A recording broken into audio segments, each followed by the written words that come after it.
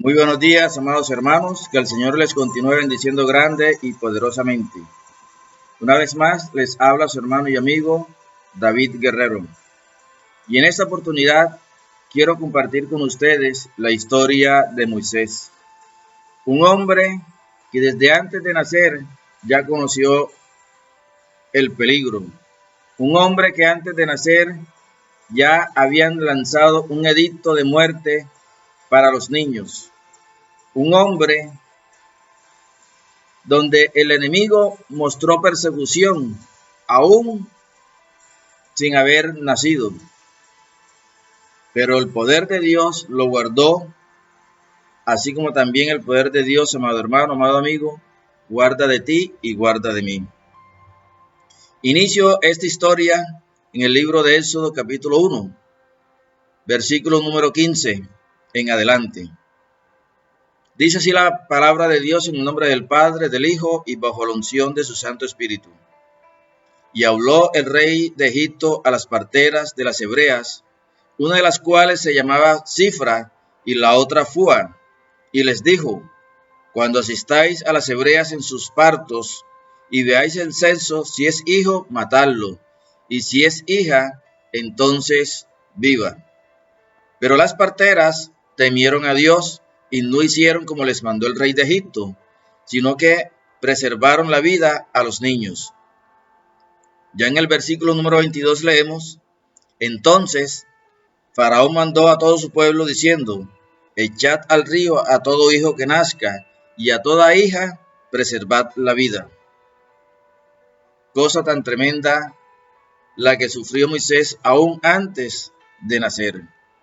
Ya en el capítulo número 2 de Éxodo leemos: un varón de la familia de Leví fue y tomó por mujer a una hija de Leví, la que concibió y dio a luz un hijo, y viéndole que era hermoso, le tuvo escondido 3 meses. Moisés nació en un mundo hostil. Él nació en una nación poderosa, pero pertenecía a una raza extranjera y oprimida, en un tiempo donde los niños como él estaban bajo una sentencia de muerte. Sin embargo, Moisés tenía algo especial a su favor. Él era el hijo de unos padres creyentes, de unos padres temerosos de Dios.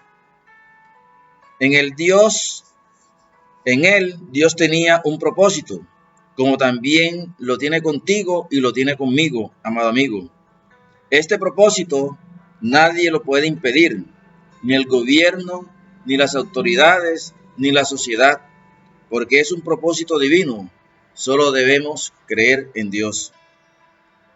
Moisés no era el primogénito de su familia. Él tenía un hermano mayor y una hermana mayor. Entonces, ¿por qué su vida estaba en peligro? Porque en él había un propósito de Dios muy grande y el enemigo lo quería matar para detener ese propósito. Pero el propósito de Dios en nuestras vidas nadie lo puede detener. Confía, amado hermano, en el poder de Dios. Un decreto del gobierno no detiene el propósito de Dios en nuestras vidas. Cree en Cristo Jesús y verás cómo se cumple en tu vida el propósito de Dios. Ya en el versículo número 3 leemos: pero no pudiendo ocultarle más tiempo, tomó una arquilla de juncos y la calafeteó con asfalto y brea, y colocó en ella al niño y lo puso en un carrizal a la orilla del río. Y una hermana suya se puso a lo lejos para ver lo que le acontecería. Y la hija de Faraón descendió a lavarse al río, y paseándose sus doncellas por la ribera del río, vio ella la arquilla en el carrizal, y envió una criada suya a que la tomase. Y cuando la abrió, vio al niño, y aquí que el niño lloraba. Y teniendo compasión de él, dijo: de los niños de los hebreos es este. Miramos, amado hermano, amado amigo, cómo Moisés es colocado a la orilla del río, pero el río no lo detuvo. La corriente del río, por el contrario, lo condujo a los brazos de la hija de Faraón, quien lo adopta como su hijo, vemos como la protección del Señor actúa en su pueblo escogido. Y usted, amado amigo, es un escogido por Dios. El propósito de Dios tendrá cumplimiento en usted, amado amigo. En el versículo número 7 leemos: entonces su hermana dijo a la hija de Faraón: iré a llamarte a una nodriza de las hebreas para que te críe este niño. Y la hija de Faraón respondió: ve. Entonces fue la doncella y llamó a la madre del niño, a la cual dijo la hija de Faraón: lleva a este niño y críamelo, y yo te lo pagaré. Y la mujer tomó al niño y lo crió. Miramos aquí, amado hermano, cómo Dios actúa en sus escogidos. Dios tenía todo esto preparado detalladamente para la liberación de Moisés y eventualmente al pueblo de Israel. Él, con destreza, guió a los padres de Moisés a las corrientes del río Nilo y al corazón de la hija de Faraón para fomentar su plan y propósito. Y en tu vida, amado amigo, no será diferente. Hermano, te invito a confiar solamente en Dios todos tus proyectos, tus planes, tus metas. Entrega al Señor tus sueños, creyendo firmemente que el Señor cuidará de ellos.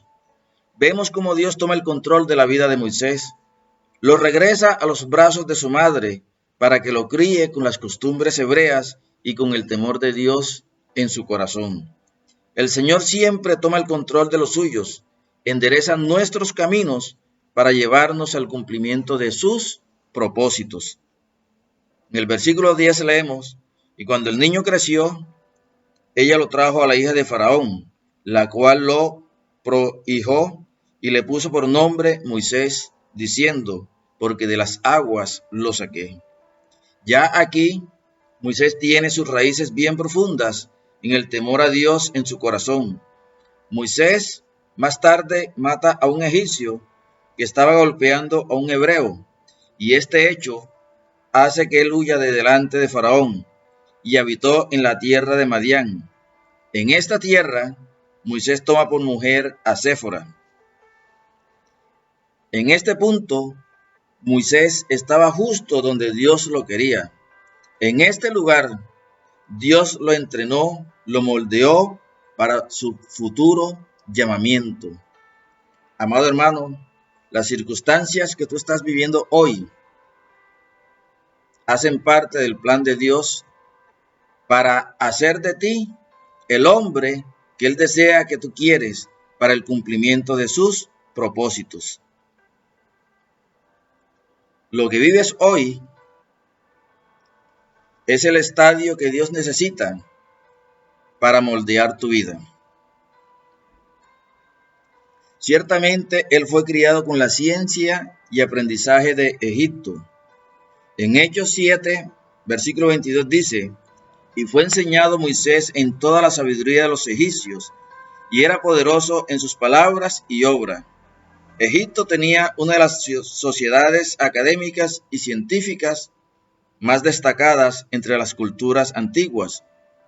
Moisés fue criado en estas dos culturas, la cultura hebrea y la cultura egipcia. Aconteció que después de muchos días murió el rey de Egipto, y los hijos de Israel gemían a causa de la servidumbre, y clamaron, y subió a Dios el clamor de ellos con motivo de su servidumbre. Y oyó Dios el gemido de ellos, y se acordó de su pacto con Abraham, Isaac y con Jacob. Y miró Dios a los hijos de Israel y los reconoció Dios. En este punto de la historia es donde inicia el propósito de Dios en la vida de Moisés. ¿Sabes tú, amado hermano, cuál es el propósito de Dios en tu vida? Ya aquí viene el llamado de Dios hacia Moisés. En el capítulo 3 del libro de Éxodo leemos: apacentando Moisés las ovejas de Jetro su suegro, sacerdote de Madián, llevó las ovejas a través del desierto y llegó hasta el monte Horeb, monte de Dios, y se le apareció el ángel de Jehová en una llama de fuego en medio de una zarza. Y él miró y vio que la zarza ardía en fuego, y la zarza no se consumía. Entonces Moisés dijo: Iré yo ahora y veré esta grande visión. ¿Por qué causa la zarza no se quema?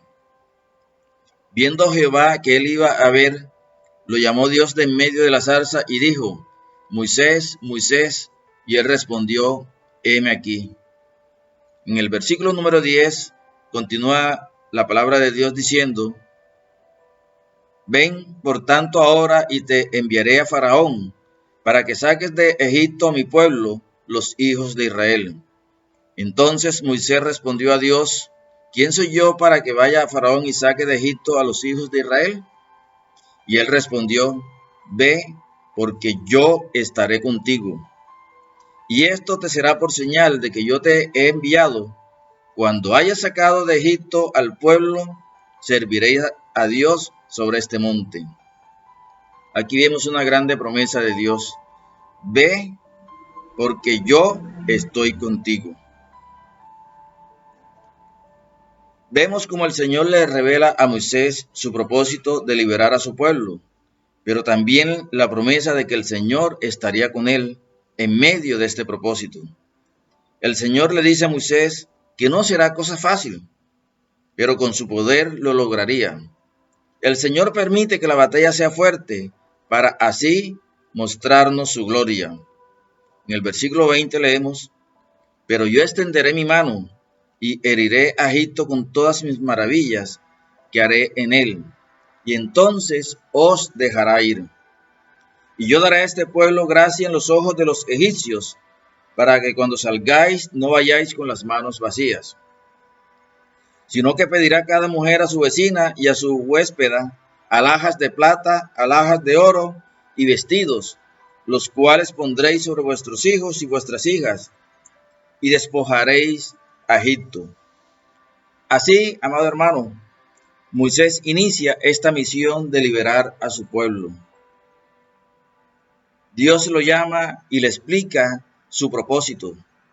Contigo no será diferente. Conmigo no será diferente.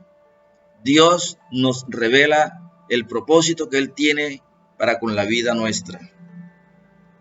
Inicialmente se presentan 9 plagas con las cuales el Señor hirió a los egipcios, pero también endureció el corazón de Faraón. Pero la 10ª fue la definitiva. En Éxodo 10:7 leemos: Entonces los siervos de Faraón le dijeron: ¿Hasta cuándo será este hombre un lazo para nosotros? Deja ir a estos hombres para que sirvan a Jehová su Dios. ¿Acaso no sabes todavía que Egipto está ya destruido? Con las plagas que Dios había traído sobre esta nación,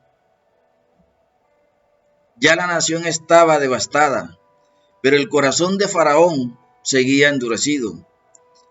Esta 10ª plaga, generada por Dios, sentenciaba a morir a todo descendiente primogénito de cada familia, excepto aquellos que se encontraran en casas en donde se había sacrificado a un cordero, y con su sangre se hubiera pintado las puertas de esa casa.